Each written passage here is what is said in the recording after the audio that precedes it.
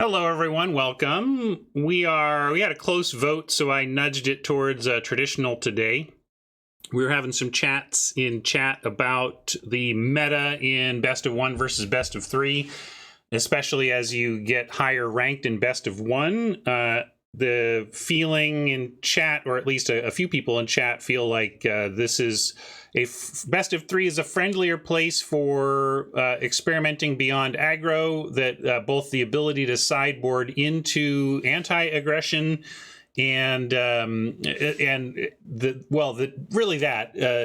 is allowing people to be less aggressive. That and the lack of hand smoothing, it's just a little less friendlier to aggro in best of three, between the ability to sideboard against the strategies and the lack of the hand smoothing. So between those two things, it makes sense that this is a little less aggressive. Now, I'm not going to go crazy with that. I think this is still a format where if you're not deploying to the board on two, you could be in trouble.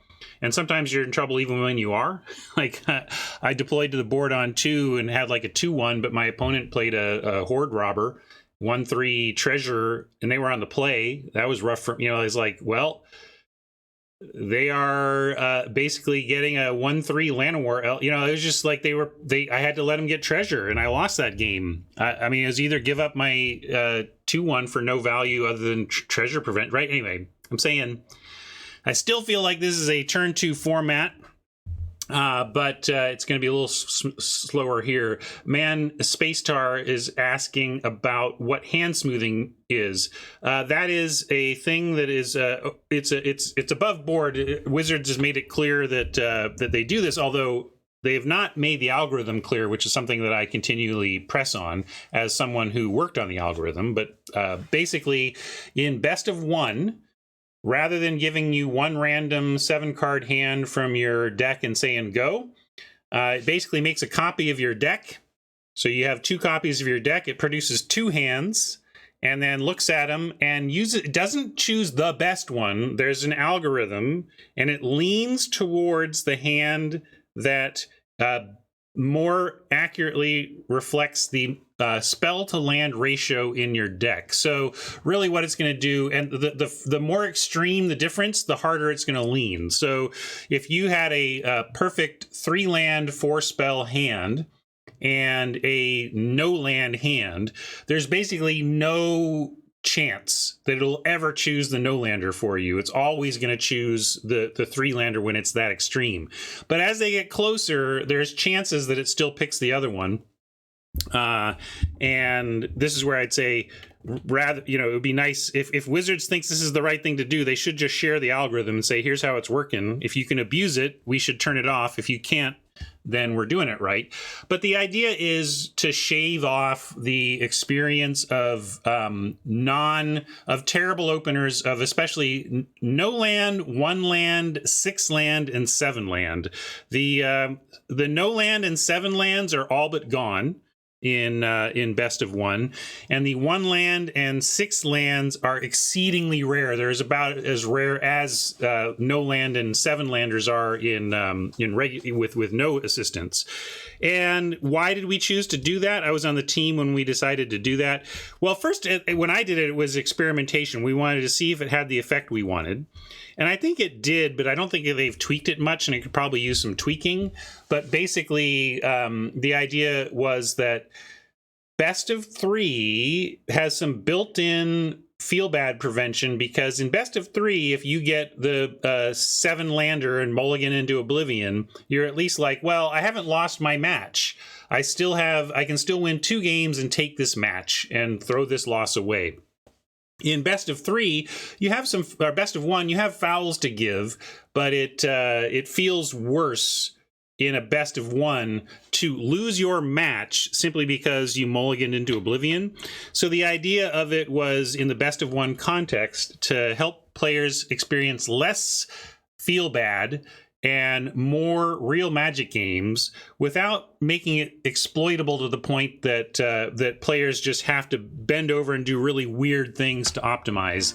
And while people do bend over to do weird things to optimize in the face of knowing about the hand smoother, I think a lot of people, A, they overreact and overcorrect for it. And B, I don't think it. I do think that largely it adds more pleasure than it takes. It's net positive. So I would. I like that they do it, but it could use some tweaking and it could use some transparency. A little aside there, but we had our friend Man Space Star not understanding what the heck I meant by hand smoothing, so I thought I would give a little aside there. You know exactly what I mean by tabletop deliverer of incredible Magic products, cardkingdom.com. That's my sponsor. If you're looking for any tabletop activity, no hand smoothing there. That's called cheating if you do anything on tabletop to, quote, smooth your hand. But you can certainly get everything you need for your experience at my sponsor. And if you use my links, that's the panels down below and the Twitch panels, the YouTube notes, and the chat link. And with that, they'll let you know you got there from here and help keep me on the air as always. It really does help. Thank you so much. And a reminder for YouTube friends, I'm participating in a charity event on August 15th. These videos lag behind live, so you're hearing about this a little bit late. But you can still, I'll put a link in the notes, and you can start to if you want to donate to my efforts to help young women empowered here in Seattle. That would be awesome. So thanks to everybody, and thanks for Card Kingdom for running this charity event. Now let's dive in. Close to 200,000 gems or gold, kind of chasing that number for fun. And we will get into the draft view here. And oh, that's not draft, that's deck building. This is a draft view. But let's update record and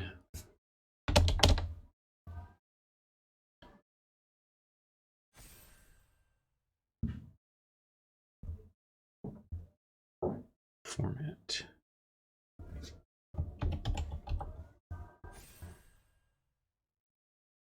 Yeah, you really want a nice cocoa butter for real life hand smoothing, right?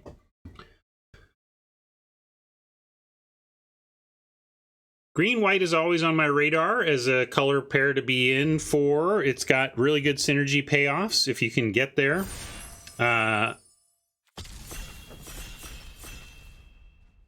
Yeah, Pablo wants not Rakdos. Well, I'm going to keep drafting what we'll lean towards not Rakdos if there's a choice, but if the table forces me into the best deck, I'm going to take it.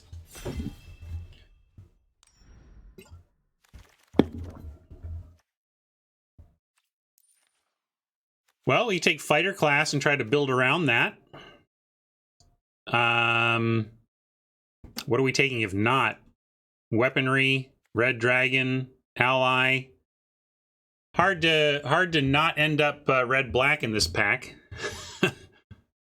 Red Dragon is more flexible. I don't really love starting on 6s.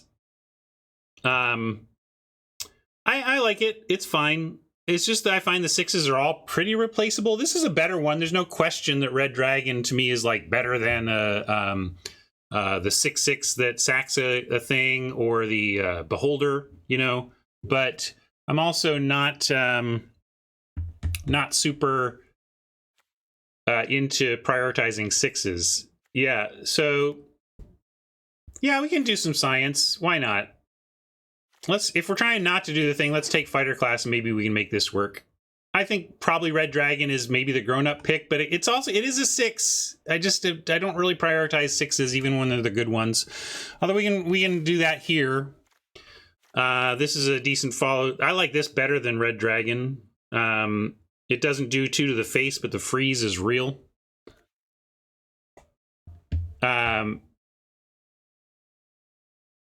Fenner says fighter class is bad. Well, maybe we don't play it. But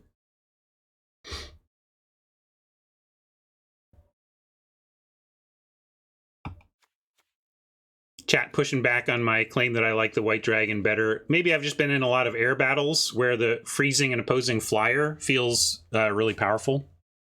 But also, Red Dragon is just in the better color.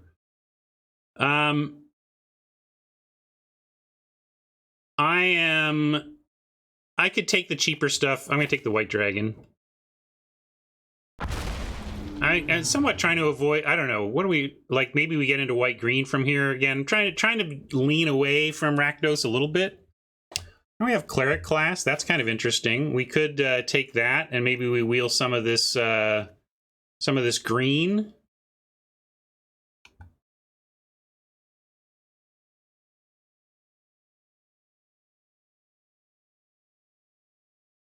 Let's take some build-arounds and see where we land.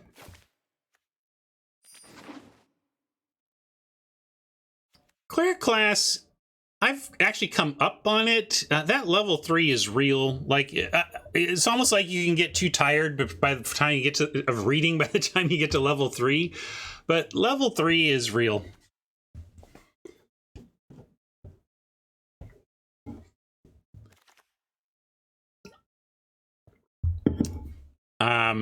Just because we have Cleric class doesn't mean we are green-white life gain or anything. Here we're probably on Horde Robber for best card. Yeah,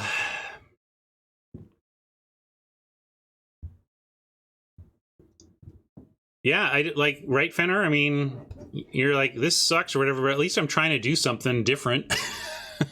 You know?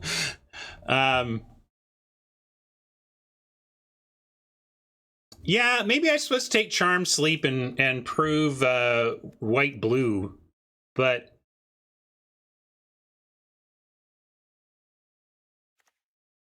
it really is rough. I'm gonna take the best card. White black is a thing. White black is a thing for sure. Spoils the Hunt is a thing though. I like taking that here. Have this Underdark Basilisk, and there's another one that might wheel. Moon Blessed Cleric I like as well, especially when you got stuff like Cleric class to get, and Fighter class if we were doing the thing. But I want to find colors and not worry. I mean, this is fine, but this is signally to me. And then we get somewhat of another signal here. This to me is a green-white card. Some signally stuff here in red, Plundar being available, weaponry still here, Deadly Dispute. Like the best deck seems open almost, but like we're just trying, we are leaning away from it here. So we'll take Unicorn, see if we can't do the white-green life gain.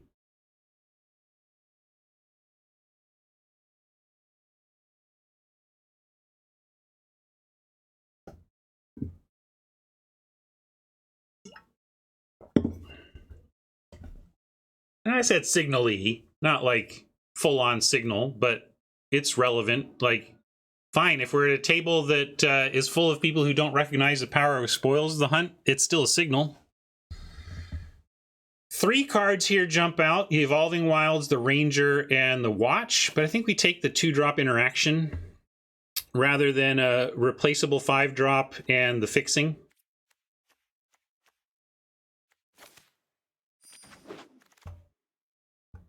Chat agrees. Looks like we're in a solid place. This whole quadrant here looks pretty good. I think we'll take the Null Hunter. We do have the spoils, so Death Toucher matters. It's funny. I feel like I'm green white already. We only have 1 green card. Yeah, let's take the one that can get bigger. I'm gonna take the Null Hunter. Right, we're not really aggro, but when this gets going, it's I don't know. I think Null Hunter is just better, and we take the other ones when they show up, and don't worry about it too much. Are we going to be ramping enough for a Dryad?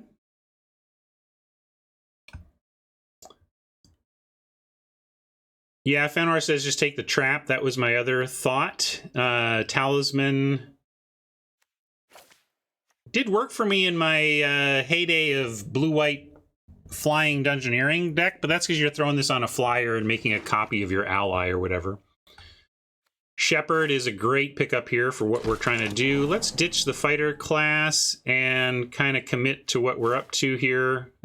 This is best of 3. Great place for an idol. Wild Shape could make the cut. Not a bad sideboard option anyway. Good against heavy removal, where you figure you're going to be paying 1 mana to counter target removal spell.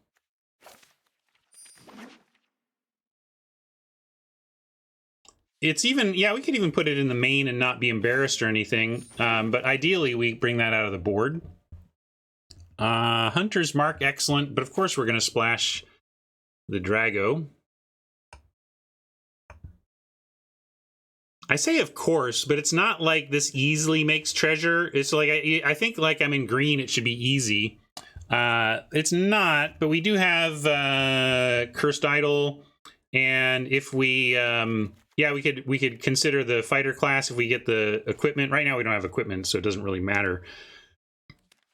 But adventuring, you know, venturing twice is a way to splash an adult gold dragon. So we'll keep that in mind, but we do need a way to splash this. This is easily splashable in red-black with all the treasure. Less easily splashable in this particular color pair. I'm going to take a second white dragon. That's another big 6. Fenner likes the dungeon map. I don't understand. Like, was it you who was telling me that I left a B in the sideboard when I didn't play this before? Like,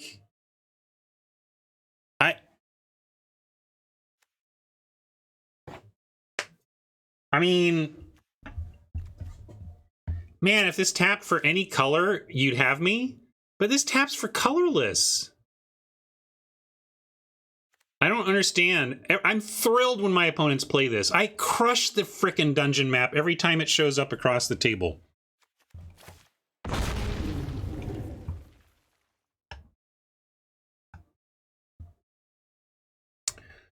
Delver's Torch versus what I consider to be a very medium Direwolf Prowler. Devoted Paladin can have some play, but our top end is getting a little thick. I think we can take the Torch with the double dragon. I think we take the Torch and like wheel one of these two and we don't care which. I'm really off the Prowler. It feels so bad to work so hard for a 4/4 when you just take a Devoted Paladin or a Owlbear or the Ranger that creates 2 creatures. There's just so many ways. I know those are 5s and that's a 3, but I really don't like the Wolf. Plummet seems good for the board. We're going to try and wheel that, though. I'll take a Paladin here. It's really not the 5 we want, though. I want Owlbears in a deck like this.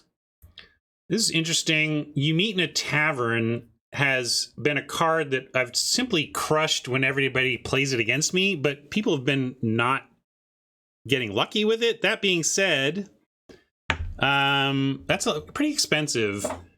Yeah, we do have the dragons, but I still don't think we want that. I think we want the circle or the bard, depending on curve. And we don't have any 4s yet. Let's take first 4.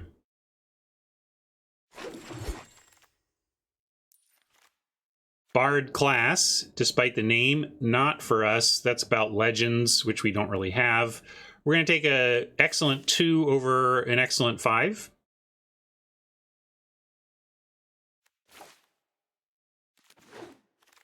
We do have 3 dragons, and we can play those dragon games. I just still don't think the card's that good. Like, even with dragons. Brazen Dwarf is like the kind of thing you can take in this format, best of 3, to bring in out of the board when you desperately need it. We'll take the Mace. Are we ever playing either of these 2 things? Yeah, I guess we take gems. This is a good modeling of gem drafting. Do you think we'd ever bring in a Bag of Holding out of the board? Another unicorn is great. Maybe we'll pick up another shepherd later, but we want these unicorns. Circle the Moon Druid easily over the Gloomstalker. Give me 4 damage right now as opposed to 4 damage if maybe I complete a dungeon. Shield I've come up on in the sense that I thought it was unplayable, and now I think it is marginally playable if you're lacking interaction. Herbalist I still consider basically unplayable, although it does have the sideboard thing going on. Yeah, let's take that. Did I get it? I don't care which one we got. Both of them are going on the board, but Herbalist makes sense on the premise that I expressed in that this is the type of place where any random 1/3 for 2 could make it out of your board in the right matchup. Yeah, Steadfast Pallies are what this deck is missing. Pally into Unicorn is like the combo.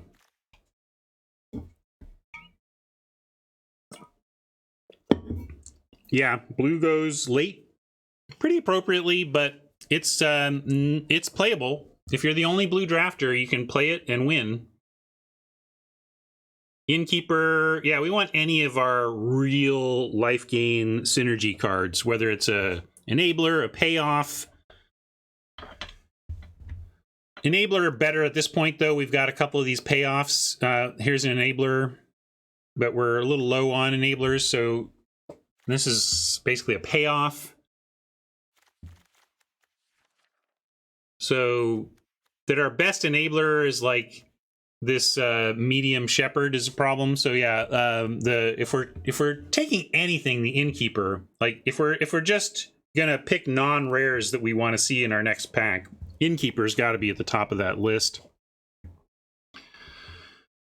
I don't think we're playing 2 pit traps. I'm going to take Contact Other Plane in case we get into a spot where we feel it's so grindy and long game that we want to splash card draw. I mean, it's possible. A 4-drop or a second Idol. I'll take the 4-drop, but that was close. Hey. Here's a life gain payoff. Another cleric class that if wheeled we would take. A life gain deliverer. If this wants to wheel, we'd take that. But this is fun. Totally need 2 drops, not taking it there though. We'll wheel, in that case we'll wheel a 2-drop, but it is the priority of this pack. A couple Knoll Hunters that I'm happy we picked up at least. Delver's Torch is at least a card you can play on 2. It doesn't impact the board the way you want, but at least you can play it on 2. And given what we've been talking about, yeah, we're going to grab this Death Toucher here and try to wheel this Cleric. Hopefully nobody else wants this.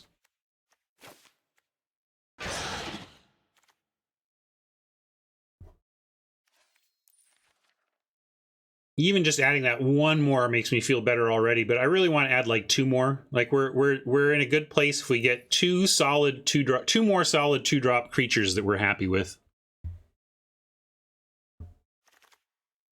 Yeah, we would take 4 more, but I'm still not taking like Herbalist. I'm just saying I would like 2 more, and I'm at least feeling okay, right? We'll take a Roper here.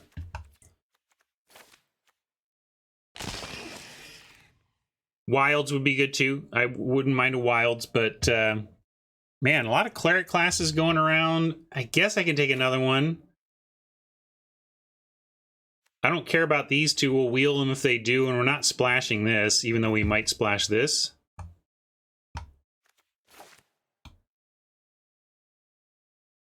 Monk is... I'm going to take the thing. I'm going to take the thing and see if we still can't make it happen, but I hear you. Potion of Healing is the type of card we could put in this deck and not hate it. Yeah, that's my problem, Siriana, is we don't have a lot of life gain triggers, which is why we might want to take Potion over Monk. It is something to do on 2. It's not a fine 2. It's like it's counter, but it's better than not playing anything on 2 at all. When I talk about doing stuff on 2, I'm really talking about creatures, and we're really hoping to wheel those 1/3 clerics. And Knoll Hunter at pick 6 is kind of a big save here. We love it. So we didn't get 2 creatures yet at 2-drop, but we did pick up 2 more 2-drops. Wow, this is interesting. We have been going on about the need for 2s, but also going on about the need for repeatable triggers. And we just don't have the life gain triggers yet to pass on a Shepherd here. I think Knoll Hunter in the abstract is better. And yeah, sure. But this is like, we need this to do our deck.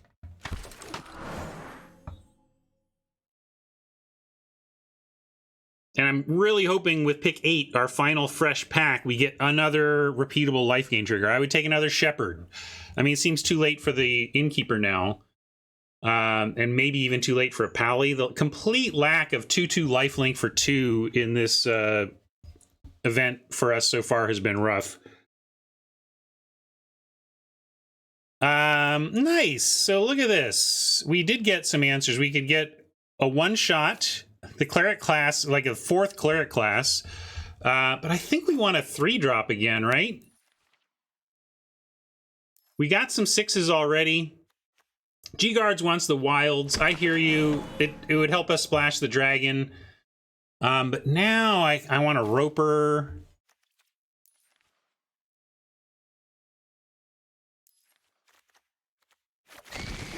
I passed on that 2. Taking another one of these.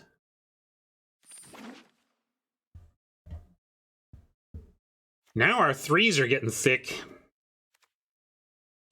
Yeah, I don't know. I never miss that card.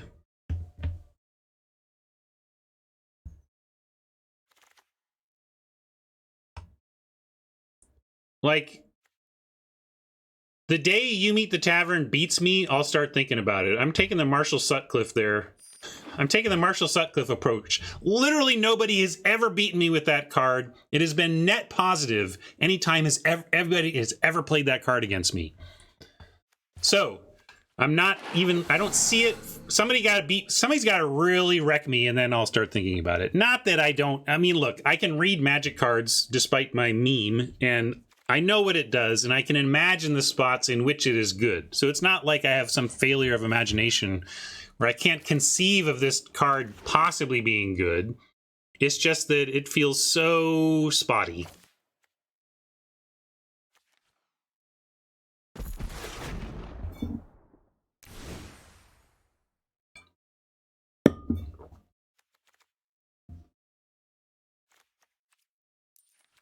Yeah, my whole "you gotta beat me with it" claim is not because I am making any kind of claim that because I believe that it can't beat anybody, so prove me wrong. No, just saying, like, I have not seen it be good, and I just need to see it be good more before I'm going to worry about prioritizing it. We did wheel one of the clerics. I just chose not to take it because we had a lurking roper, and I did pick up a 3rd shepherd. We really want to, like, hook up a shepherd with a Delver's Torch just to make it like a 3/4 versus a 2/3. So much different in this format, right?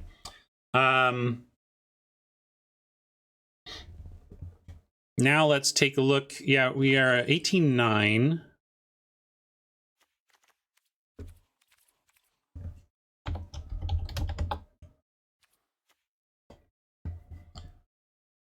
Do we splash the dragon? We really didn't get any splash tools besides venturing. So I'm going to say no. This is where G-Guards really wanted me to pick up that Evolving Wilds, and I went with 3rd Shepherd. So let's cut dragon. And yeah, this is this creature has been, it's too often a hill giant.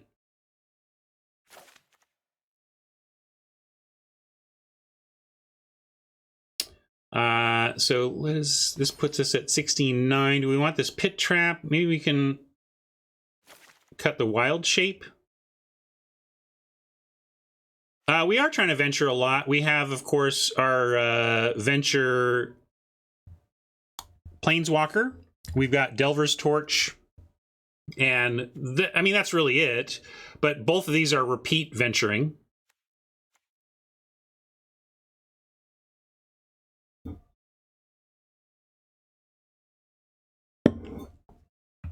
It's venturing a lot if they come up. But I mean, what are we talking about? Are we saying don't play the Torch because we don't venture enough, or don't play the Planeswalker because we don't venture enough? I mean, I think we still play both. And yeah, Circle the Moon Druid might be the weakest creature.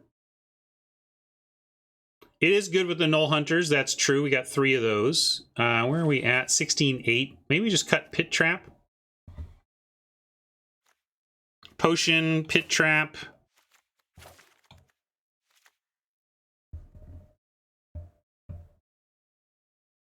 Oh, yeah. For sure, I'm not counting on adventuring for splashing. I'm not going to play the dragon. We're just not splashing the dragon.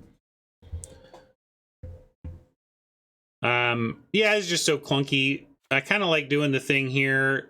This is our... We have 2 removal spells here, plus this pit trap interaction. We could cut one of the cleric classes, but yeah, they work in multiples. Yeah, that's true. Pit trap can... let's splash the dragon! I don't think we need to splash the dragon. We're going to leave that out. Maybe I should just cut the Circle of the Moon Druid, even though... Because yes, it does work with the Null Hunters, but you know, it also does the same job. Our 2 Lurking Ropers. So I think we can cut the Circle. Why play the Torch?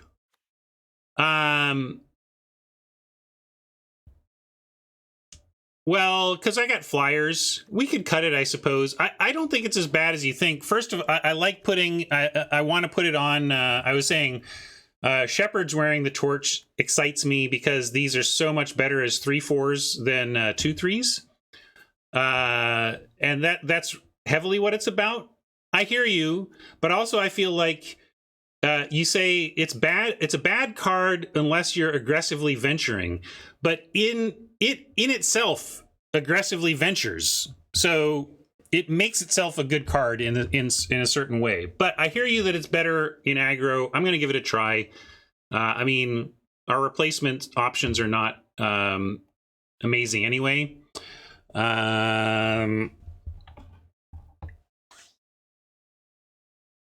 Life before death.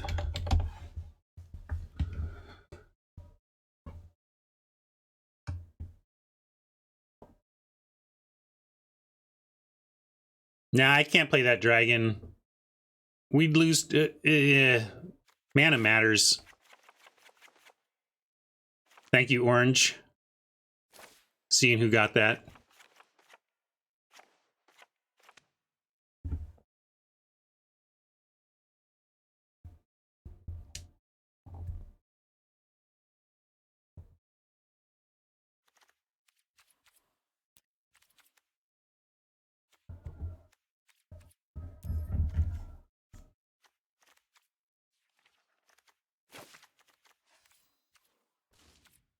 Although my current, I'm currently re-listening to the Gentleman Bastards series. I'm on the 3rd book of the Lies of Loch Lamora series. If you have never, if you like fantasy, it's not even like high fantasy. It's more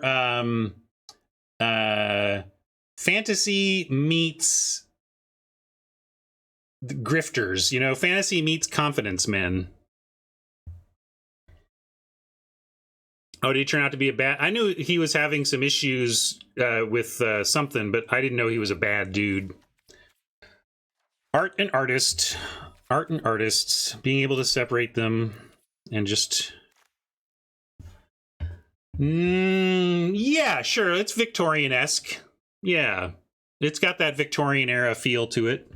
But Fantasy Ocean's 11 is a good way to put it.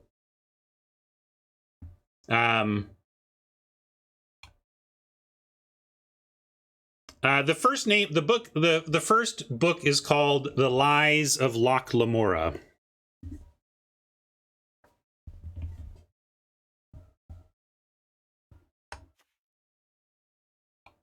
But this title is in reference to the Brandon Sanderson series. Help me out with the Stormlight Archives. There we go, Stormlight Archives.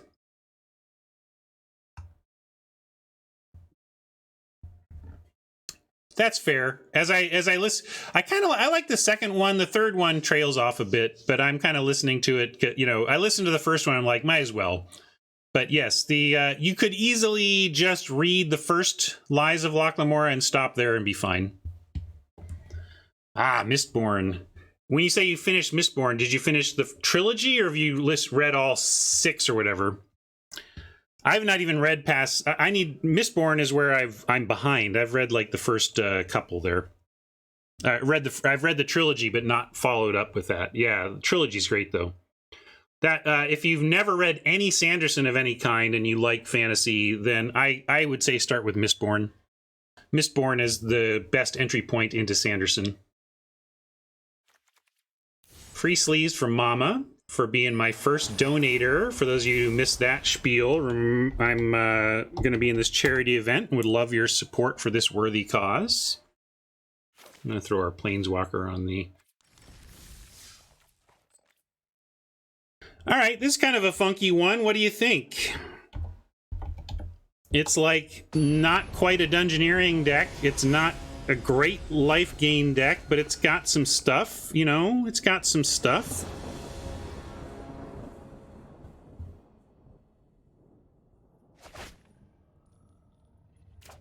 All right, we can keep this. Missing a 3, but we got a 2, 4, 5. That's a nice curve out. And we even got a 6. Just deliver us a 3 and some lands, and this hand is insane. Well, got a little less insane. Wish we had some of those in our deck. One more draw to find something to do on 3 before we give up and just start chaining 4 into 5 into 6. Not a lot of confidence in this one. Oh, no, never mind. Sorry, I just saw the 1s and thought they were like votes for 1s. There's some confidence. Got a 1.5 is the lowest vote.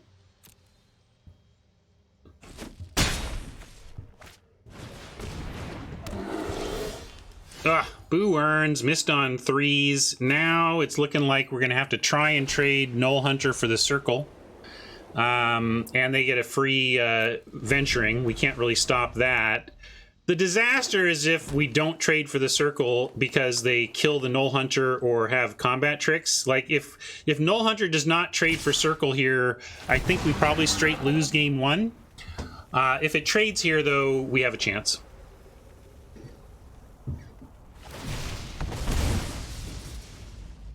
We have 2 Moon Druids in our deck, Fenor. I'm not sure what you're talking about.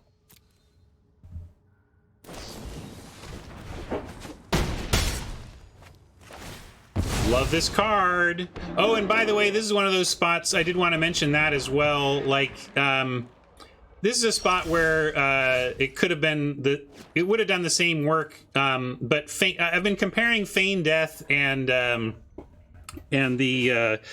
Hexproof, +1/+1 Hexproof in green. And another place where they're very different is in combat, combat trades. Yeah, Snakeskin Veil is much worse than Feign Death at combat trades, where let's say we each have a 4/3, right? I'm sending my 4/3 into your 4/3. If I've got a Snakeskin Veil, I can't even play it. If I've got Feign Death, you're in a world of hurt. Speaking of World of Hurt, we're not going to win game 1. Yes, doesn't stop Death Touch. That's a good one. We can decline this. We want to be sure we cast these white dragons, because if we don't lose this game, it's because these white dragons do their thing.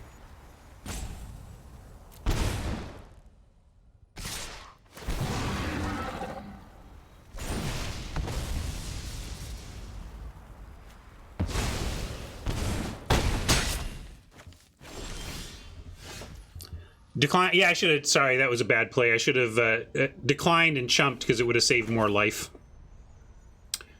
One more. Not the biggest mistake, but definitely a mistake.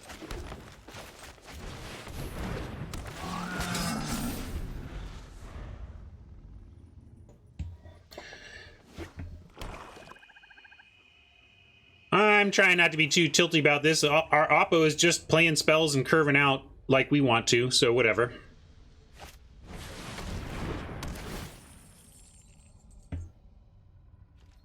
I mean, just a perfect, like, literal perfect curve from Oppo. I mean, not literal. I guess maybe they didn't use one of their mana somewhere along the way. guess we don't want to show him anything here. That was just no, dragons don't even help stabilize here. We play a dragon. We have 2 4. Well, let's see. Do we? Yeah, we don't even live. We pin 1 down. We have 2 blockers against 3 attackers, and all 3 attackers are lethal. I mean, Abo didn't even have impressive stuff. It was just the right stuff in the right order. Not bad stuff. I'm not knocking the deck at all. Like, we all agree this is probably the weakest card, but they just had the right stuff in the right order and the play. I mean, that just shows also the power of the play. If we had had the play, that game looks a little differently. So green, black, value curve out. What do we like, if anything? Probably wild shape could help against removal, but they only showed us 1 piece of removal.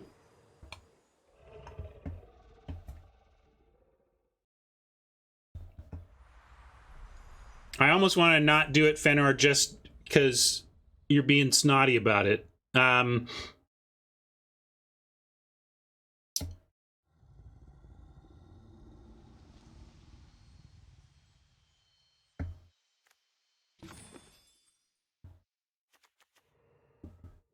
If the draw gets 2 cards in their first turn, do you think they become more balanced? No, then it just becomes then I think that's probably too much advantage for that in that case. Although it'd be interesting to see what kind of numbers it does. I'm thinking about the wild shape because of, like, maybe we'd even cut a cleric class if we're trying to deal with curve out stuff. And wild shape for the torch. I could do that. Pit trap I clung to because it's at least still interaction. And potion of healing. I mean, we got to try and do our thing. Like, there's no, like, Oppo also just happened to curve out. Like, let's not panic, you know? Like, we got to play our game and do our things. Potion has to go before the cleric class has to, but cleric class does nothing without things like potion. Come on.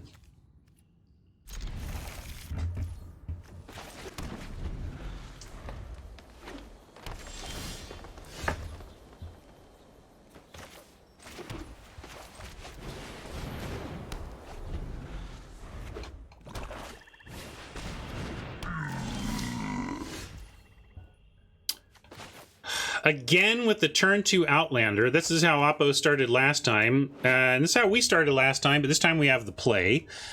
If we wild shape, do we have... yeah, we can make a 3/3 elephant if they block. So let's send. I don't think they'll block, though. I think they probably just take, and we play the unicorn and try to set up for next turn.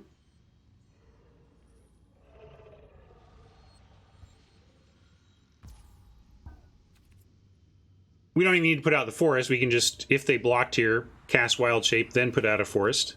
But in this case, we're going to unicorn it up. Probably going to get dropped. Incoming precipitous drop. No. All right.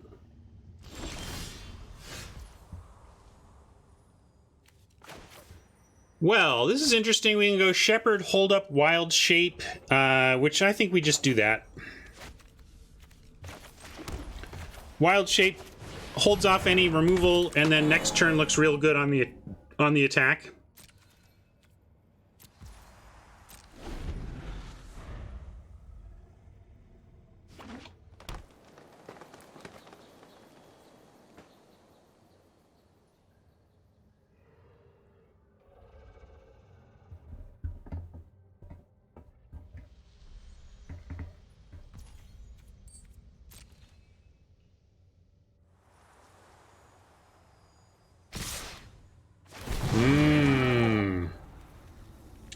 Well, pretty easy for me to put, like, a null hunt. Well, I say pretty easy. The thing is, I want to grow this. I don't know if we block at all here. They're going with Tomb of Annihilation, which I think is pretty aggressive given our life gain. Yeah, I'm just going to take... We've got the Wild Shape to protect our situation, and Sylvan Shepherd is going to punish them for going into Tomb.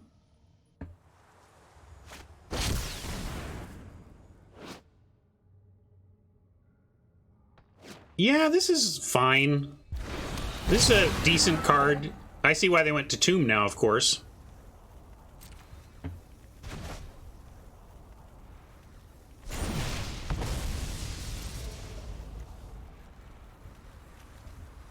Can we get there in time? It's a little clunky. We can ditch a forest. We don't have a dragon yet or anything. This makes it harder to eventually get to the dragon, but I think I want to preserve my life total.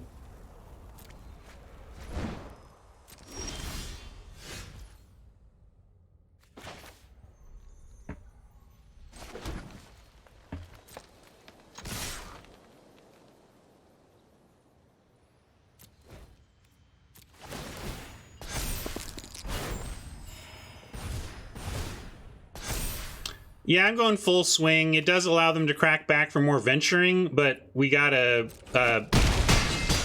try to out aggro them here. And we still do have 2 blockers and a Wild Shape. If we, like, maybe I put a Null Hunter in front of the circle this time. See what they got for it.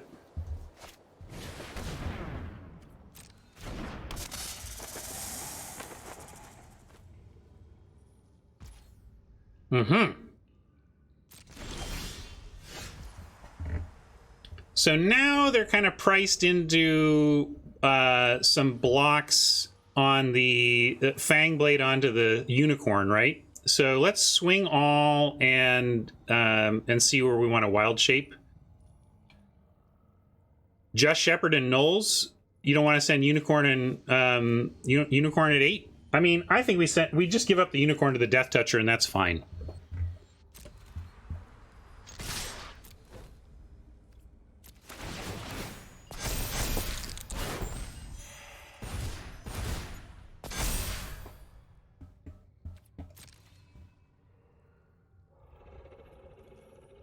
Null Hunter. Circle probably blocks the Null Hunter. Okay, if we're going to do that, we got 2 counters on a base 2/2.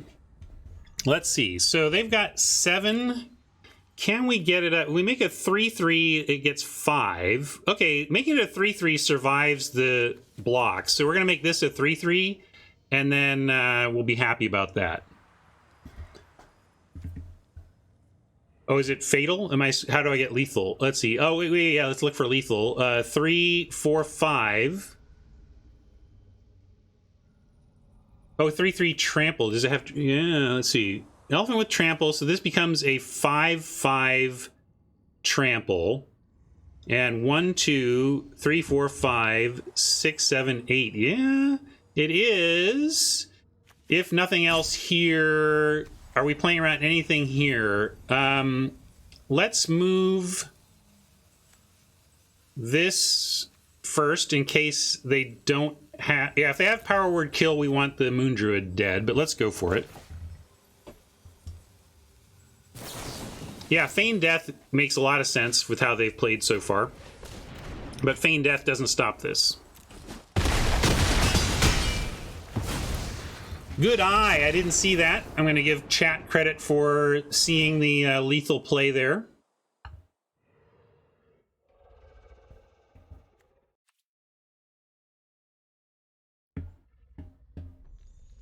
I was just going to save my my Null Hunter rather than win.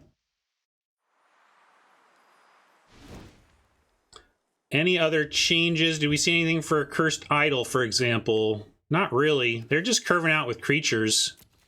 Light removal, heavy creatures, and Tomb of Annihilation rare. So yeah, let's just send it back this way. We're on the draw this time. There was talk of... there was objection to me removing the Cleric class, but again, I was like, this is a reward. I'm not taking out enablers before rewards.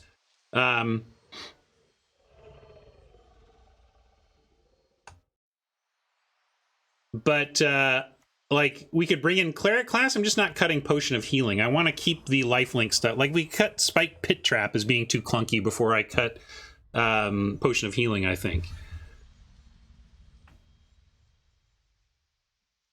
So yeah, cool. We can bring back a Cleric class if we want to try it. Dragon is pretty pricey. We could cut one of them. But I almost rather just cut the Devoted Paladin, although the Vigilance has been very good here.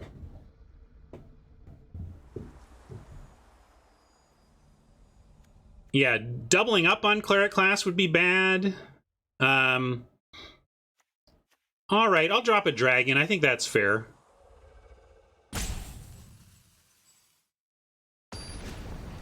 Sometimes double Dragon is nice, but if you get too early...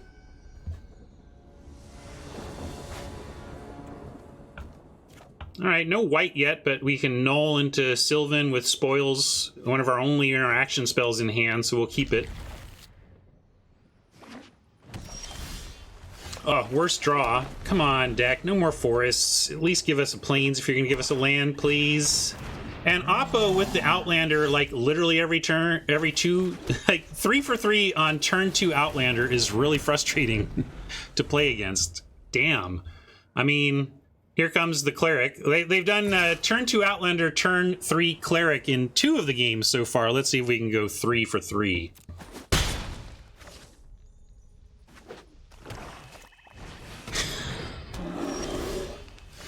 Unreal.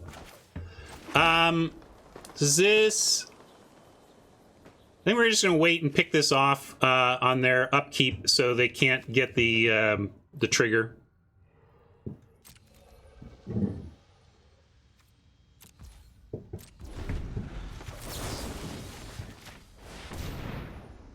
I'm doing it now before they draw.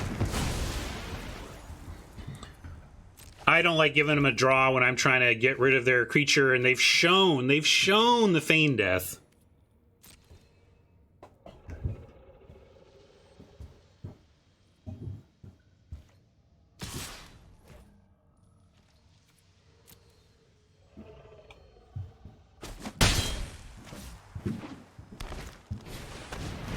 Well, that explains the Endless Moon Druids. But this will be interesting. I assume, like, if we can avoid removal here and untap and cast the Paladin, I actually like our spot. If they kill one of our critters, though, we're in a much worse shape. And I'm curious to see what they do with this circle, if they're willing to offer the circle for our 2 creatures. We just have to take this. It's so important to Paladin with both of these creatures.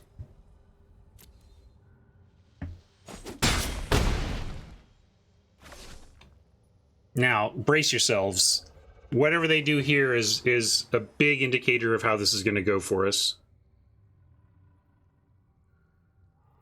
I don't want him to pass. I want him to place... like, I want him to play... Oh, but this is good. Okay, well, kind of good. But we can't... We have to tap out. I just don't love that this is... Like, I don't want him to have open mana.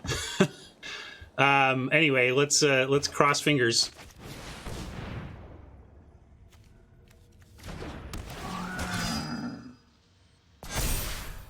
Oh, please let us attack.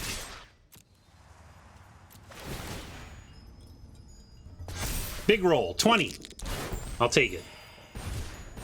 Untap trick, even, like, I trade for that. But I just wanted to be able to attack for pack tactics with these 2 with Vigilance. Huge.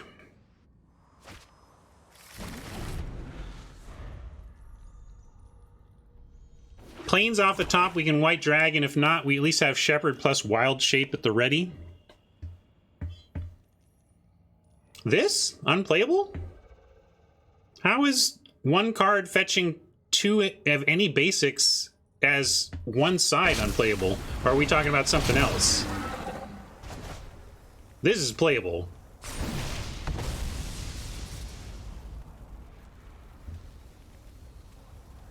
Nah, I mean... And if you get back an amazing card, it's great if you have bombs, the second mode, but first mode is just a 2-for-1. I mean, it's no cultivate, but it's playable. If I had had this card, we'd be splashing a dragon, for example.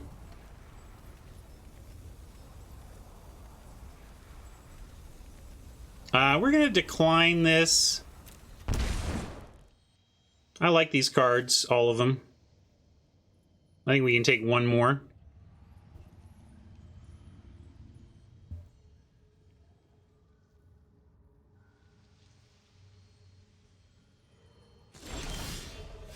Maybe I should have pitched the dragon since we can't even cast it yet. I'm going to play a forest, though, so we can sack that to the dungeon. And if we send in now, we got wild shape to, like, let's say if we send in, we could turn the shepherd into something that goes from a, like, they could, if they double block the shepherd, we can at least make a trade there. But yeah, we can also just hold back the shepherd and send these two. I like that. If they double block something we can blow out, that's way better than double blocking to eat the 2/3. Although, yeah, you know what? If they want to spend their turn on the shepherd, I think that's good for us. And it gets us some life. I changed my mind. If they want to take out the shepherd, I think that's actually actively good. Because then they're, like, basically taking 8. And yeah, we still get to blow this out. Hold on, though. How do we...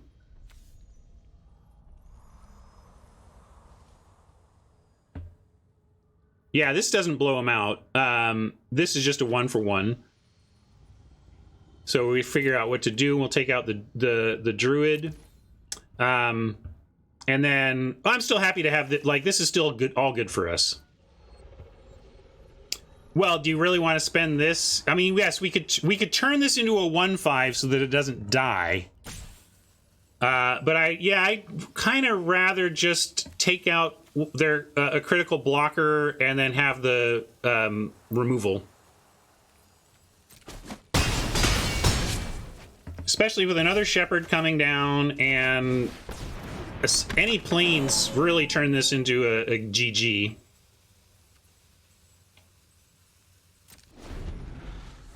Null can still get bigger on a full swing. Now we really need that planes. Let me show them what it's about, gang. Come on. Planes deck. This is ridiculous.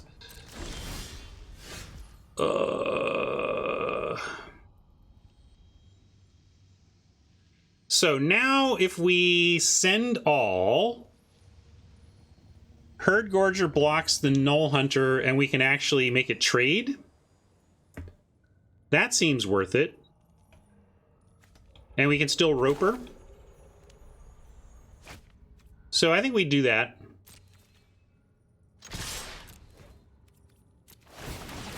How do we trade? We turn the Null Hunter into a base 3/3 and it becomes a 6/6.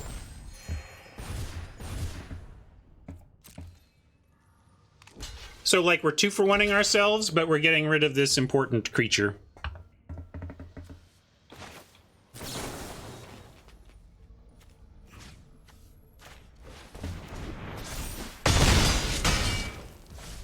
Roper comes down, and now we're in another spot where if we get the planes and they come up with something pretty big, we still have a plan. But come on, planes us!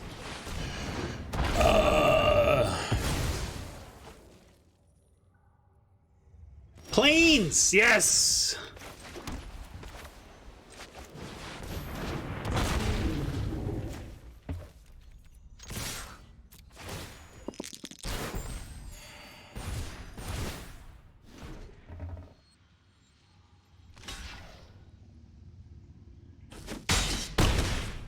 Oh, tight one. Can we get there?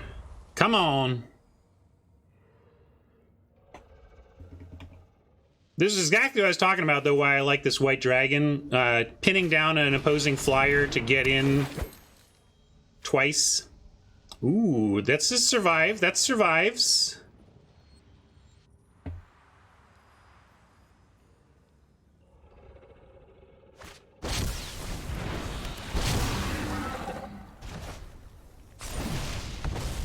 don't really care about that. No, they're not there yet. Ah! Deck! Killing me, Smalls.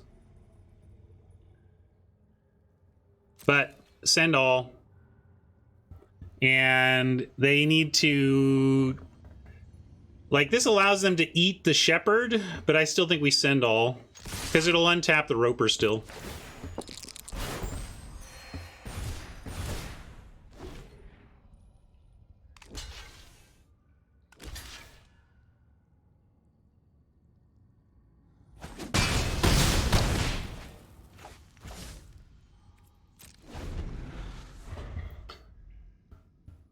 Ay, ay, ay.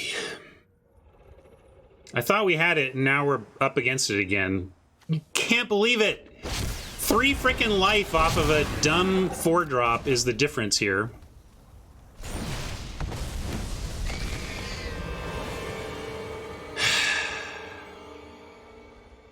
Three life off a stupid common 4-drop has enabled all the other stuff. I'm tilted now. Come on. What crap. Alright. We're just now totally up against it. And we're not really flooded, though. I'm not going to give myself a flood meme when we're not that far off. We're just drawing lands at the wrong time.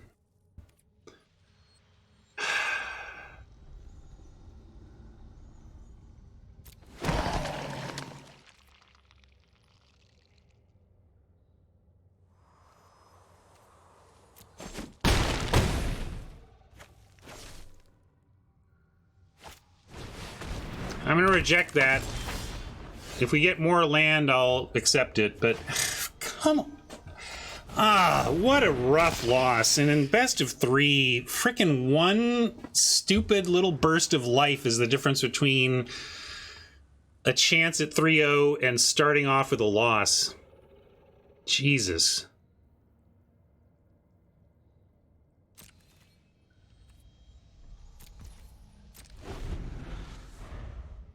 Really tilted.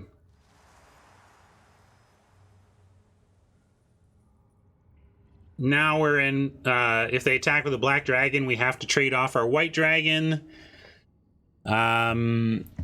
We might just be straight dead, I don't know. Let's see what they do. I'll work it out when math is for blockers, but only after attacks are declared.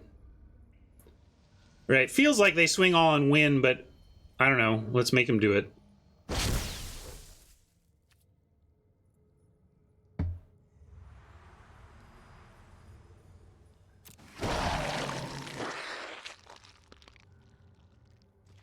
Well, we actually just have... This isn't Death Touch. Oh, it is Death Touch. We could Death Touch this and trade there, or we just go block, block. For one here. I mean, Oppo has given us a pit trap out. It's true. Oh, yeah, right. So we got to do it this way then. This is still our out. We double block and we draw pit trap, kill dragon, and win. Come on, Magic Gods. Can we have this one?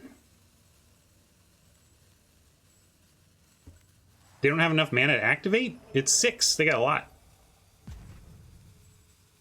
They don't need double activate if I don't block both. I mean, if I take 5, then this only activates 1.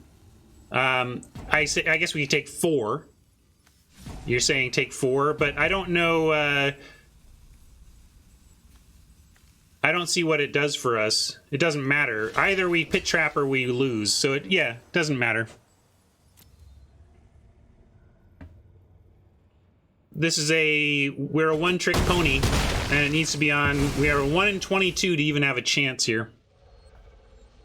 One-time dealer. Come on, you gave Oppo this stupid 3 life to stave off disaster. We had the win. All right, now I'll give you this. Oh, here comes the flood. God damn it, Magic. What the hell? Well, sure, that was fun for Oppo to get exactly what they needed in both of their wins at all times. Just like freaking perfect through 2 games to wreck us. But we'll get over it. We're fine. Second White Dragon was in the sideboard. Oh, sorry. Wishful thinking. I knew I needed to put a 1 there. Just a typo.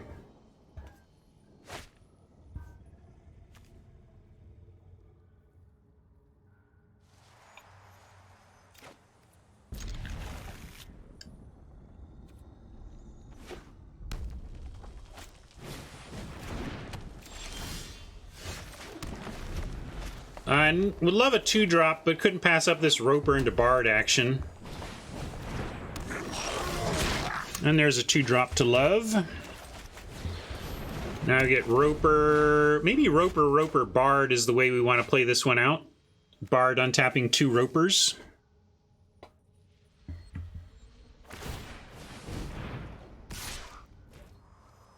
And yeah, I'm going to trade this off. Although, nah, one Roper is enough to make this big. I get nervous. Like, we can trade here so we're not racing against a captain. This is interesting. JC says take it. It's true that the Roper also says, can you even keep attacking, Captain? So because the Roper is a stone wall for this, we're going to take it once.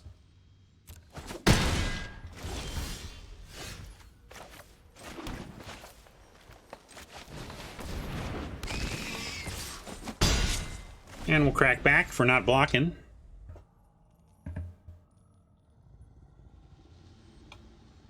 Exactly. Even first strike, can't attack into the Roper. Turns out 3 mana 4/5s are good defenders.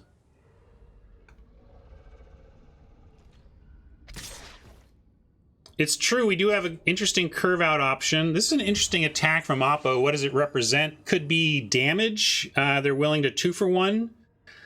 Let's see. It could be the fencing thing. Make it a 5/1. But it's effectively a 2-for-1 because that thing's not coming back much, right?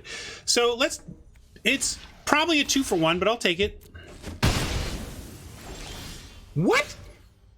Hello, friend. I call your bluff. Well, now we can curve out, continuing on the Roper plan. Yeah, that Oppo was just like made a mistake or something. I don't know.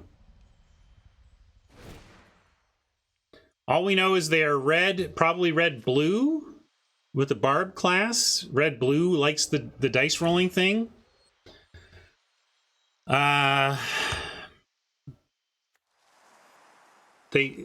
This is I mean, I don't want to bring in naturalize effects for a class I don't even recognize or respect, so let's just send it back. Whatever. Let's see what they are. Also, with some of those with card choices, and I don't know, I feel good about our chances in this one. I'll say that. Need a 2-drop to make this really be a curve out, but I like it.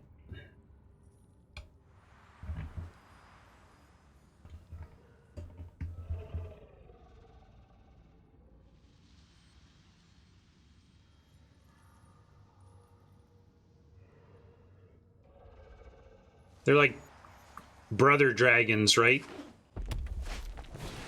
I don't know the lore very well.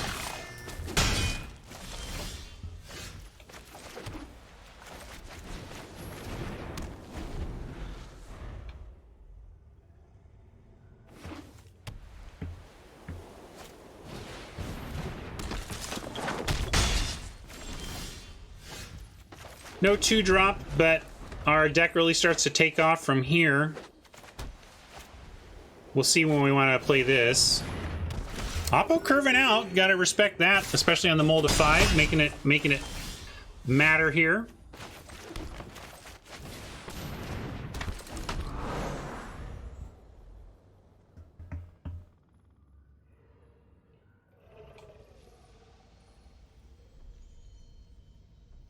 Shepherd lives, we're in great shape. Shepherd dies. This could get interesting for a mold of 5. Yeah, if everything lives, I think we do level class and send Vigilant 3/4. And then they really need to put everything in front of them in the way. You're doing this again. What am I missing? Oh, this could be the +1/+3, right? You say block, but there is the single white mana. Yeah, but it's also got a +1/+3 side, right? So making this a 3/4 wins.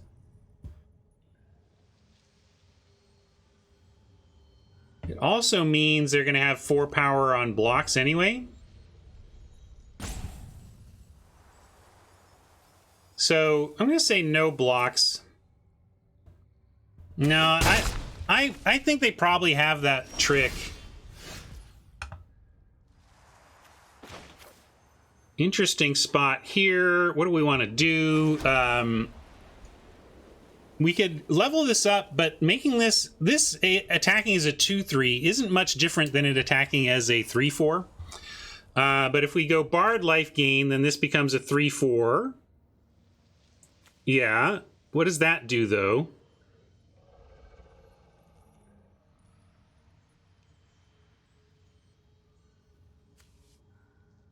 How does that work, though? I mean, we have to upgrade. We spend a turn upgrading. We're at 14. Can we do that? They didn't kill this. And if we make this a 4/5 next turn, then it's real. So, okay, I'll do it.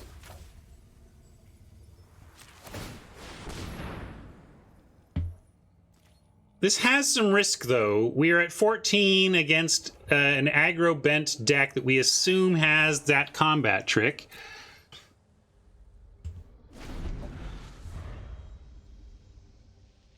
Bard +2 in attack is interesting. Maybe for next turn, Bard +2 in attack is the way to do it to avoid getting blown out by that one card. And note that they're attacking with stuff that with +1/+3 wins against Shepherd, and they're not sending the stuff that does not work with +1/+3 against Shepherd. Although they could have sent the Disciple, but anyway, no blocks.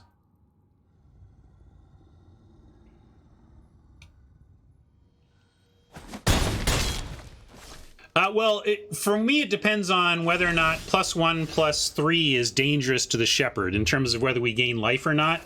And now this attacking as a 4/5 is fine against that +1/+3 effect, so I am going to go for life gain. Oh, that's true. It would have worked with Javelin.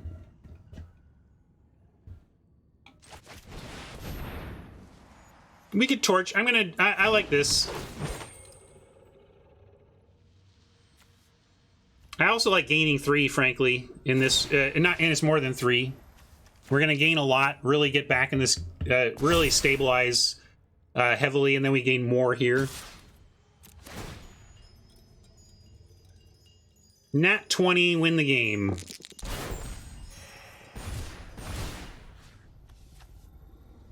Yeah, could even put it here. But I think we just want this to get bigger and bigger. Make it harder and harder for them to deal with a Shepherd. Oh, they have a 5 to attacker? Maybe that one? Maybe I should have put it here. That's a reason to spread it around.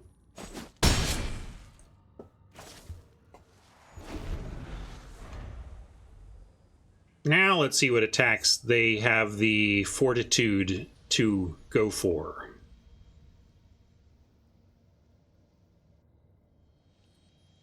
I mean, I'd probably just take anything. We're just gaining so much life now that until they deal with a Shepherd, we're kind of good. And if they do deal with a Shepherd, we get it back, which again is why I've come up on the Cleric class.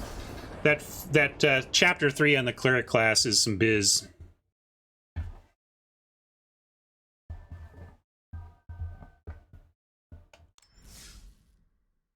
Well, Oppo's feeling like I did at the end of the first match, probably. Nothing like winning to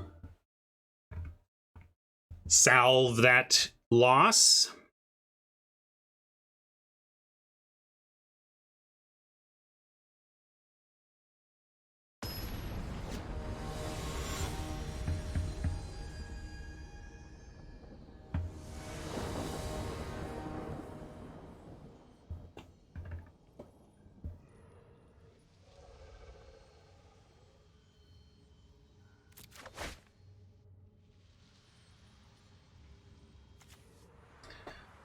Double Unicorn reminding us of our complete lack of 2/2 lifelinkers for 2. That would be so excellent. Do we keep this? Yeah, we keep it.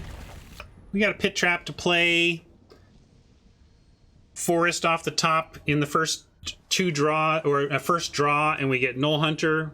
So we're crossing our fingers for a Forest. That would be perfect. But I gotta keep it.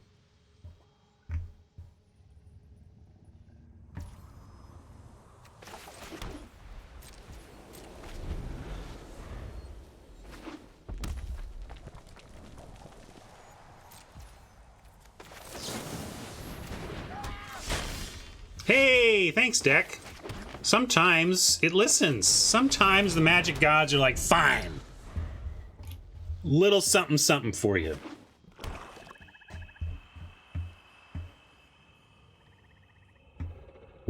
Found our red-black deck. Excellent start from that. Gonna be tough. But we got a good curve out draw. Let's see what we can do with it. Really, we're gonna need to Pit Trap whatever they make huge. A turn 4, like if they do the. This is where I like that dragon. Yeah, they had this one, but the 4/3 pay with treasure, get haste. Like that's crazy with this one. We can go Bard. If we go Bard plus, we can also go Unicorn Bard later to buff both unicorns. Turn 3 Chaos Channeler is good. Yep. I think I like Unicorn now, Pit Trap next turn, then Bard, life gain, cross fingers, swing.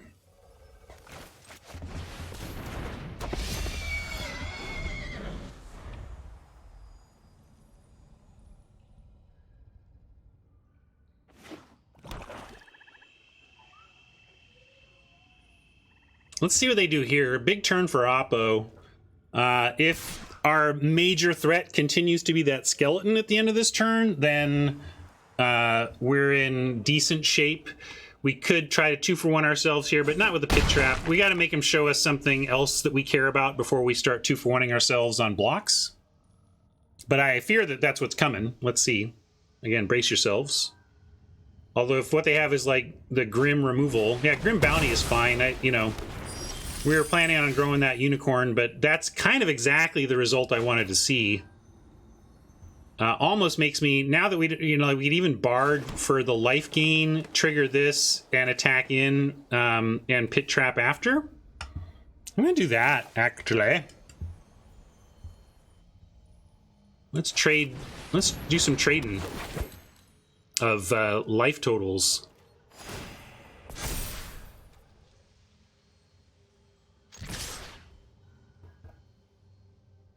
I don't know which one you're talking about. Oh, is it the unicorn one? I owe you a unicorn anyway. I haven't heard, like most... I scrambled to just get these posted and just...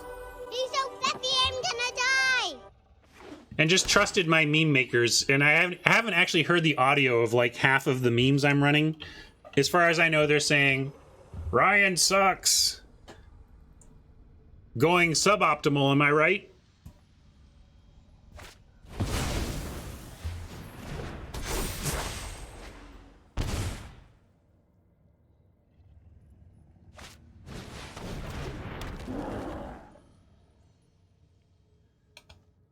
A lot of choices to Pit Trap here.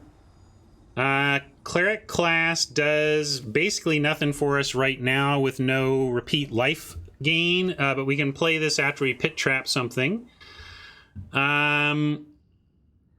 Everything we have trades. I think we just Pit Trap the 5/4 and swing away, see what they want to trade for. I mean, Hoarding Ogre attacking for treasure with Painter out is scary. But I do believe that we need to turn sideways to their 10 and our 18. And yes, trading off is fine given the Cleric class, right?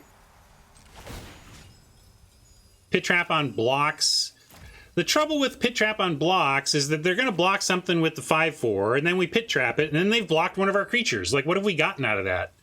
What are they going to double block? Where are they going to double block, and why? I'm doing it this way.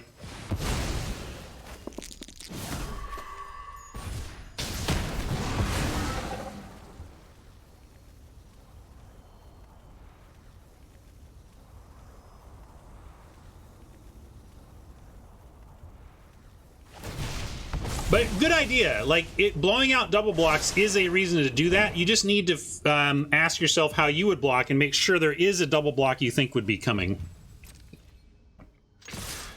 Flavorfully, the die roll cards would all be a lot more flavorful if there was a critical fail mode. But as Luis said during the set review, I think they ultimately did that right.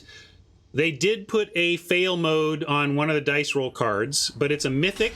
And it's a fail mode that you can actually work around, you know?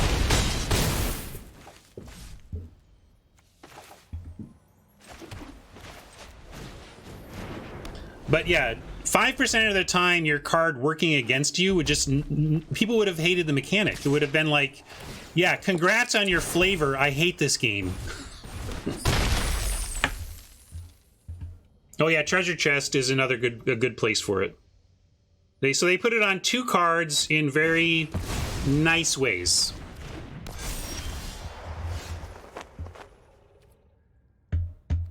So now we can null hunt and level, which sets us up to reanimate the turn after.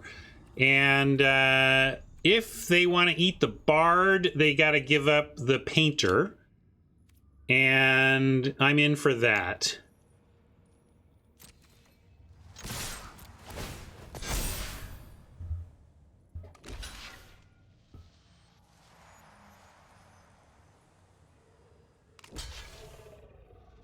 Yeah, they can't. I forgot they were 3.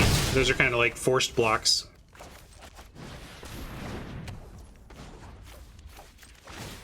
In my chatter there, completely lost sight of life totals. So I was playing to the board, doing the classic, how long can I control the board versus when do I win?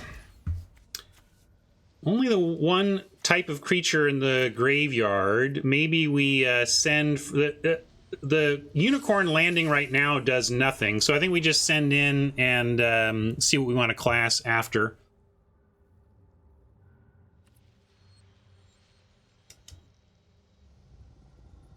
Oh, I gain life. Sorry, it's true. I do gain life. I forgot that clause, part of the clause. I was just excited about the reanimation. It grows the 2/2. Yeah, it grows the 2/2. All right, so let's do that. Let's do it.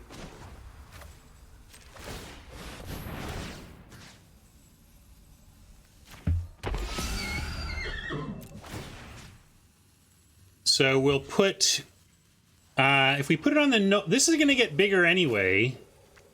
And I guess we can throw a counter on the bard. Oh, Oppo didn't care. Sorry, Oppo, I wasn't trying to slow roll you, just trying to make sure we had it.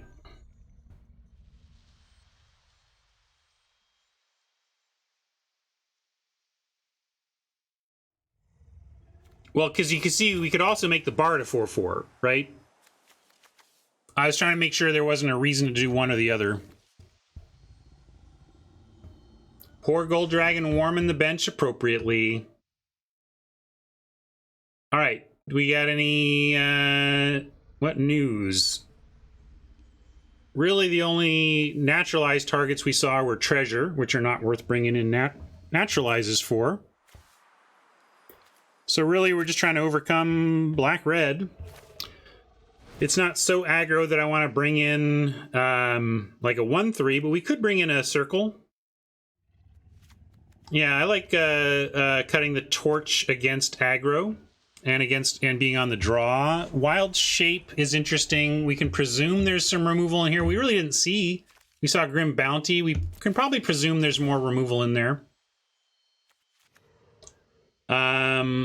Last time I did this, I cut a Cleric class as being a little clunky as well. Obviously, it helps us long game, but I think I like that again. And again, over Potion of Healing, which I I still want my life gain enablers. I'm willing to cut one payoff, but I still want my enablers.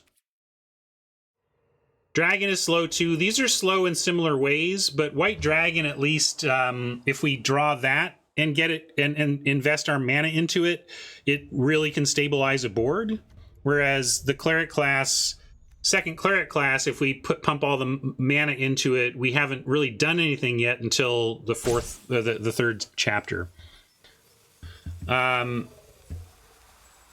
not on double wild shape until they show me some more removal. We can presume it's in there, but sometimes you end up with red, black, low removal. Let's see the interaction before we go crazy with that.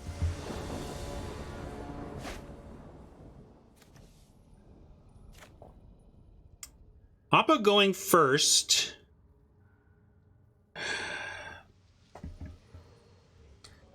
Dragon kind of makes this already a mulligan. But this is such a sweet combo right here. But yeah, I got a mulligan. This works. I'm gonna keep... We can throw back a Plains, but I think we just throw back a Devoted Paladin, and then we have a decent 2, 3, 4 curve out waiting. Rob wants to mull this hand for some reason. Jeez, Rob, you're terrible.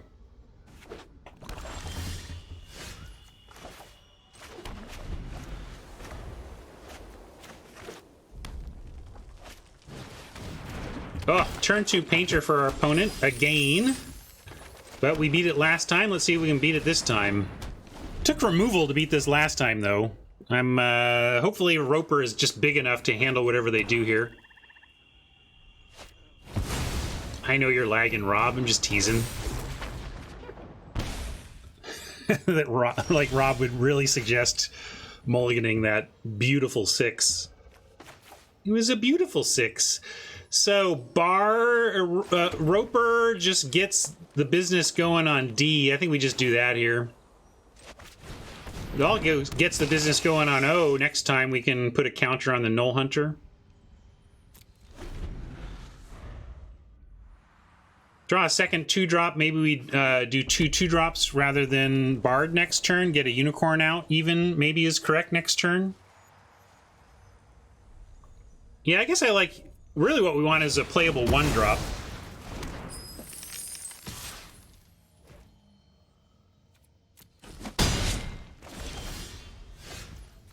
No luck on that. Let's go Shepherd now, because now we can go Shepherd into Unicorn, advanced Unicorn agenda. Although if they leave Hexblade back, Shep doesn't have much of an attack. So now... Yeah, Shepherd, Unicorn, Bard is one sequence. The other one is just Unicorn, Bard, and Shepherd later, and get the Unicorn growing off the Shepherd down the road. I suppose it's true, Gedanmore. If they leave Hexblade back, we're okay with that. So yeah, given that thought, we will go ahead with and lead with Shepherd. We can even attack with Hunter.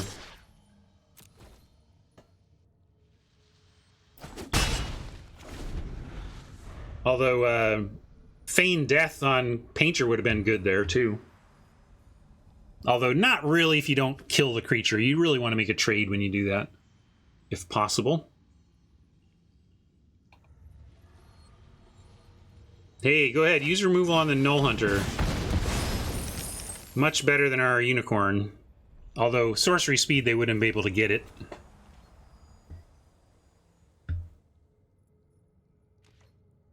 They decide not to bring the Hexblade. So that means... How do we want to do this? Still think we go Unicorn now. See what they want to do. Use us options next turn again. Next turn we can effectively double, we can make this a 5/4 by barding for life and then shepherding for life. It might mean the shepherd is a suicide attack, but it's an option.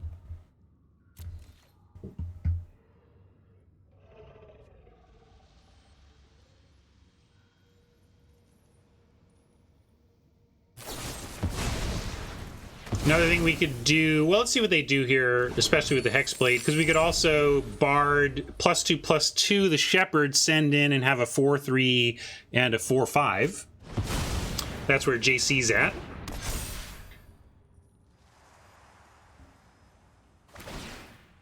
Especially if they send the Hexblade here, we probably have to do that. Then both Unicorn and Shepherd are trades or eats. Like the Singer doesn't have eat blocks on either one.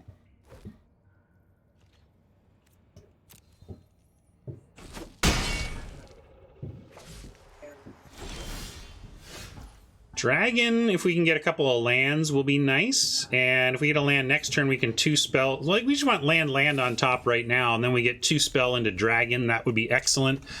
But yeah, let's get the Shepherd big enough to survive and crack in with everything. Yeah, that was the plan. JC and I were talking about that in thinking ahead here. We're both mentioning it, and I like it. I think this is good for us.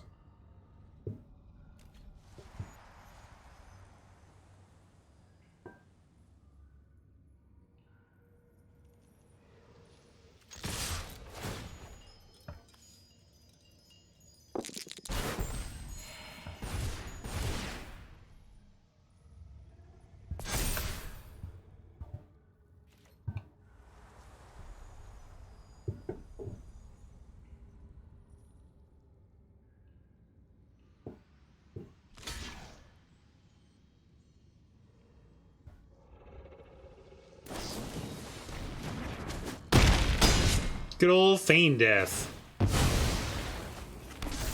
Love that card.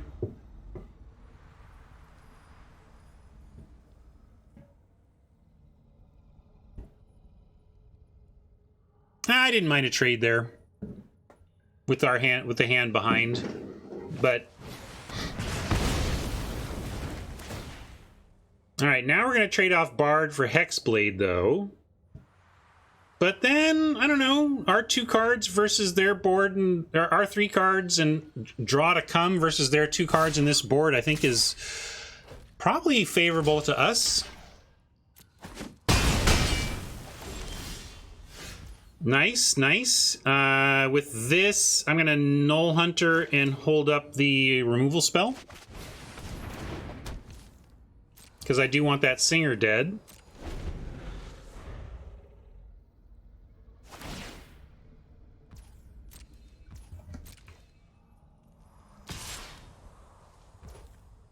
I'm gonna do it now, make sure it happens, then it gives us, if we feel like we need to block or something, we could.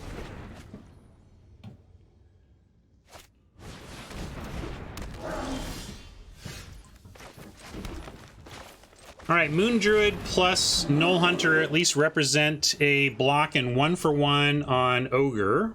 But the Ogre is good for them because it's going to make some treasure and set up for a big whatever they make with the treasure. If they got a 6-drop, for example, that could be real bad for us. But at least the top of our library should do something for us. Either it's going to give us action or another 6-drop. Okay, there was 1 card we could draw. Classic.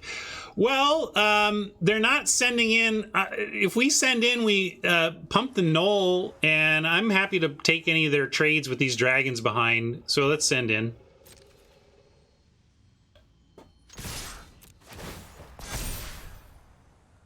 Seems like they are ready to trade Ogre for Moon Druid by not attacking.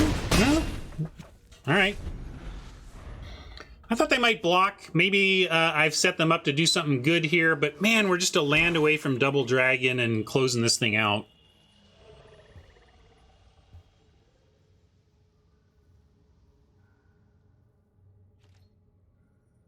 Even Red Dragon I don't care about if we can just get our land for these 2. Now I think there's no 6s left, so we're drawing action or land, one of the 2. Trap is the worst draw. It's kind of like a 6-drop. You're right, Gideonmore, but at least we can get it out.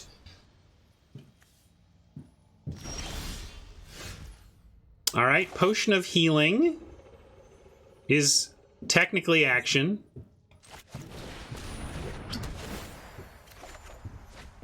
And Roper, not the worst.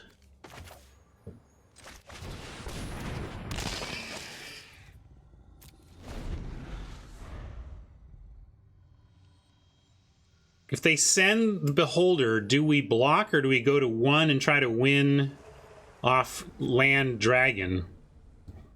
Pretty risky going to 1 against an opponent that has not ventured, because then they're a venture away from just killing us.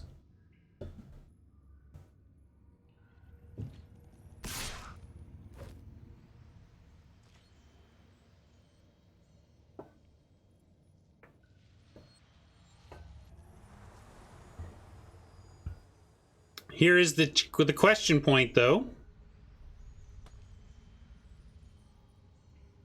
Yeah, I guess with the dragons we should double block, right? We're on the verge of winning in the air pretty easily if we get a land. 7 mana means we can double block, and it's a 1-for-1 technically even. Or 7 power, not mana. 6 toughness, so we could block Roper plus Moondruid. I like leaving the Null Hunter around more than the Moondruid here. Both of these, if left alive, enable the Null Hunter anyway. Yep. Like, if they're sandbagging removal to blow out a double block, I mean, again, we tip the cap and we hope the dragons get us there. Flavorful, but no problem with a basic. Ah, that's actually okay, too. All things considered.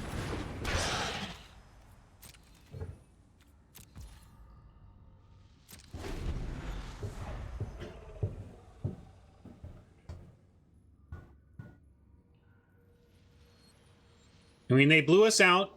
They paid 6 mana for a 2-for-1. That's no bargain. And we top-decked an answer to the threat anyway. Interesting attack. I'm just going to block with a Null Hunter here.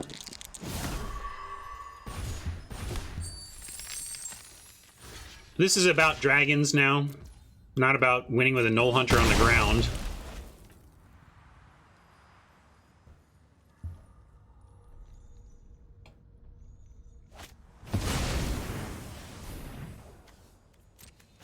All still fine. Just please give us a land.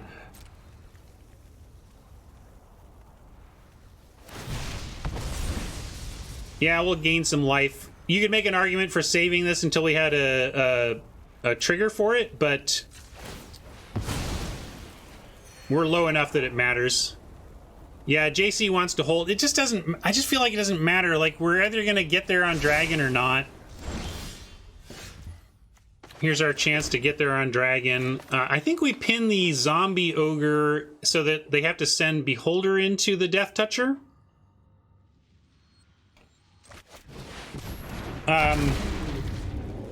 We could also take the 4, though, if they send the Ogre. I'll just block... I'll just pin down the biggest thing. And could even send this in, but they just trade the Painter off. That's not good enough.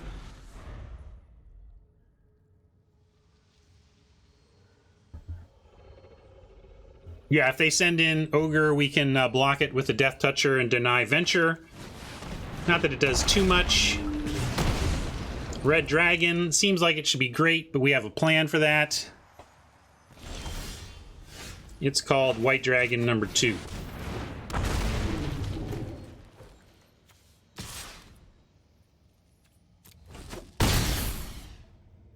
They have outs. We could die to one of these 2 cards, but we're not dead to this board.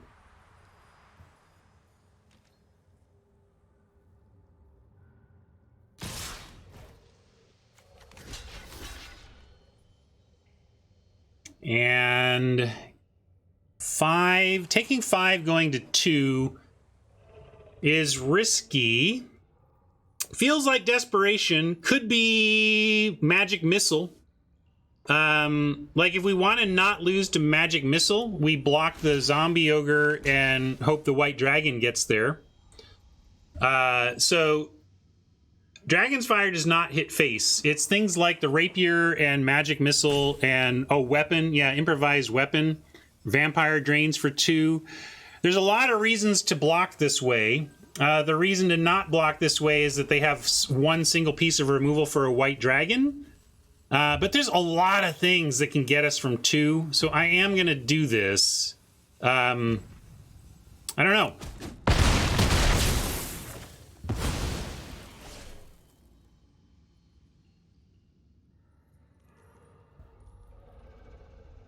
Yeah, I could block Painter and go to 3, I suppose. Looks like it's going to work out, though.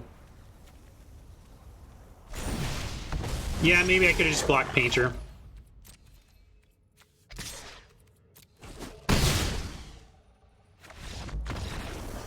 Well, I tilted off losing the first match, but we did come back for another 2 in a row and got to 2 wins, 1,000 gems back. Always feels good to get some gems back here. How are we doing on... I don't need the store. Need... Yeah, Eliwick. Literally never cast. She was in hand at one point, though. What's in the store? Is there freebies?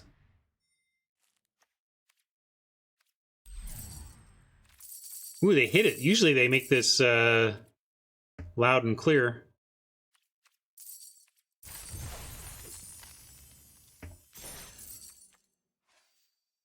$198, almost to 200. Well, be sure to let me know when that comes up. Let's see.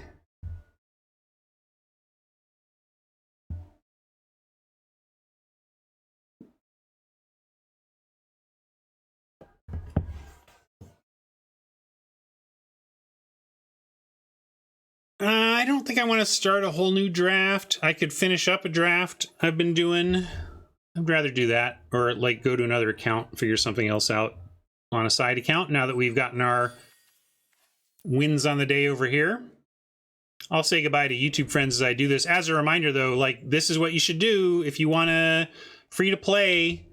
You want to do this free to play. You have a quest slot ready and 4 wins. Find a different account to play on. Number one way to maximize your value, your economic value as a drafter on Arena.